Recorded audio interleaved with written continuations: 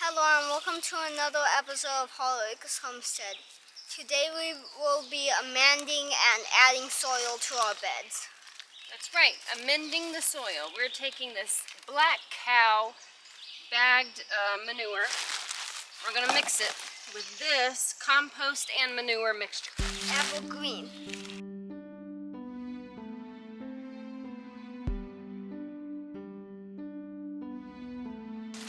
They don't look different.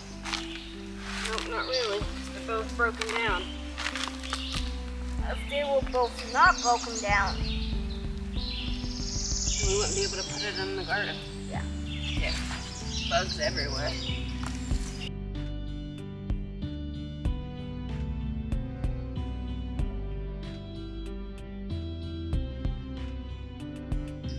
So this is mixed up pretty well. Hello, here you are. This is mixed up pretty well. What I'm going to do with my dirty hands is get up in here, mulch around. I'm composting. I'm amending this bed with about an inch, maybe a little bit more of the soil, and then I'm going to get straw and put under it.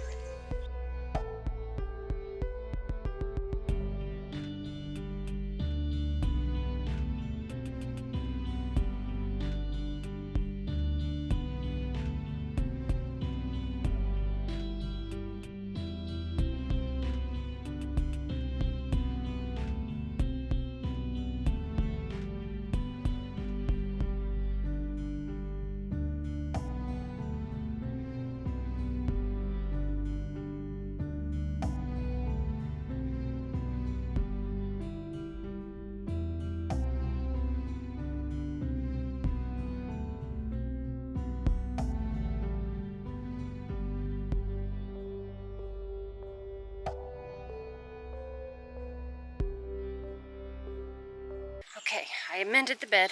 I lifted a rock and I disturbed a nest of dirt devil wasp things. So they're swarming. I'm going inside for water. I'll bring you right back whenever I come back out. I am back in the garden. Enough time has passed that the wasps are settled, so they're not going to bother me. This is mulched. I finished mulching it before I ran inside. This is spaghetti squash. I am going to probably add a support post on this side and one on this side so that it can grow up and reach the top there. These lights are going to come down and go over to the new sitting area over there. As a whole, the garden looks really nice.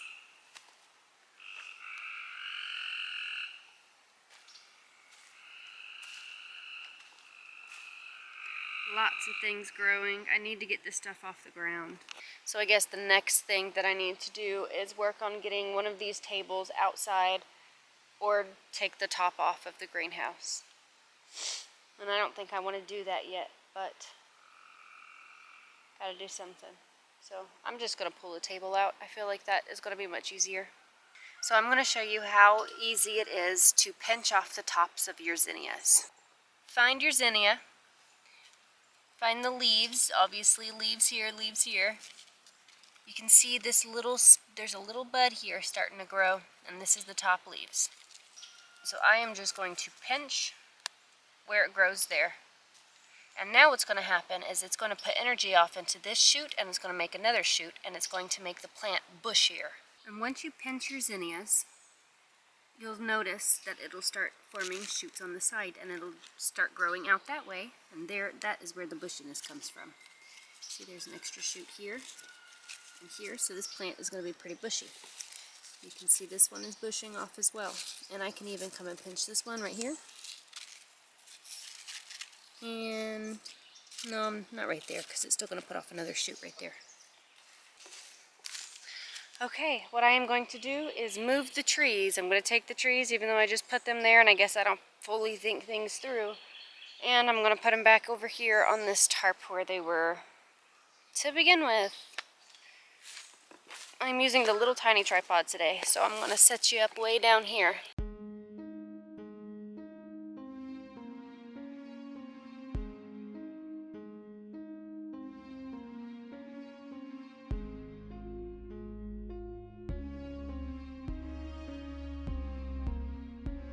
Well, I got a good amount of the trays and everything off of the ground.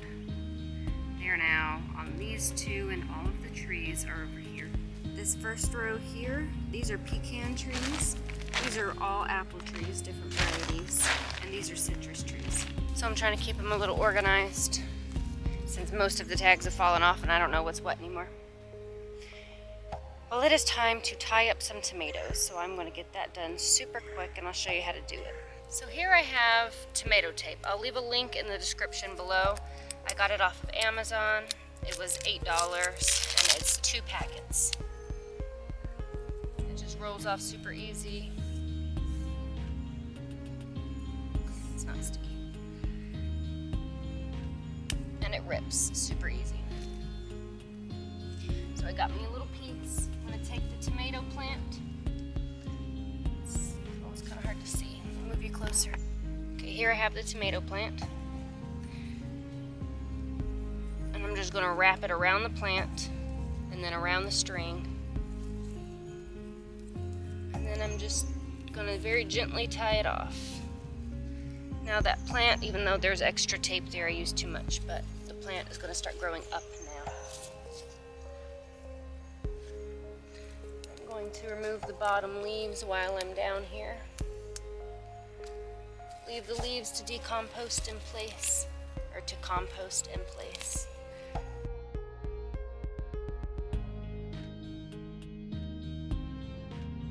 So it is the next day, and I am back in the garden, and I have a little tub of used coffee grounds that I'm going to be using to fertilize certain plants with, namely the berry bushes and Brussels sprouts. This isn't going to take long. I'm just going to side dress it, and I'll show you what I'm doing. So this is our blackberries, and I'm going to pull away some soil from it.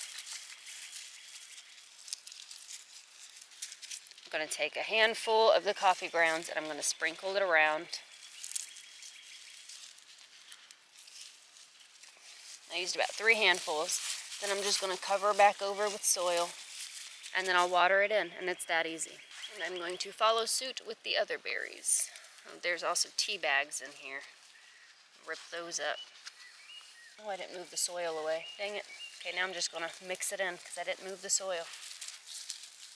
Oh, go away, wasp. I want you.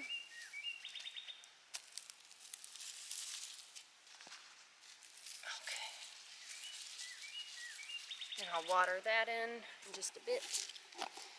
Move to this one. This guy needs to do something. Move the soil.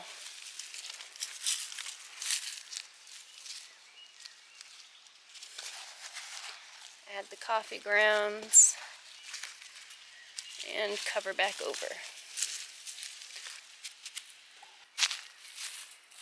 I have 3 tea bags left that I'm going to break up and put 1 tea bag, maybe 1.5 around each of the Brussels sprouts.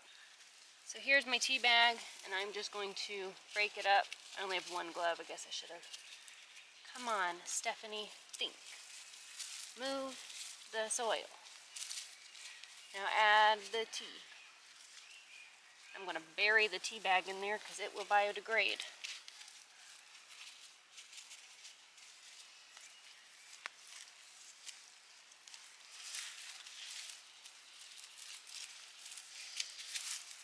In the next coming days, I'll have more coffee grounds and I'll come out and finish doing that again. Using coffee grounds as an amendment or a dressing to fertilize your plants is a good thing.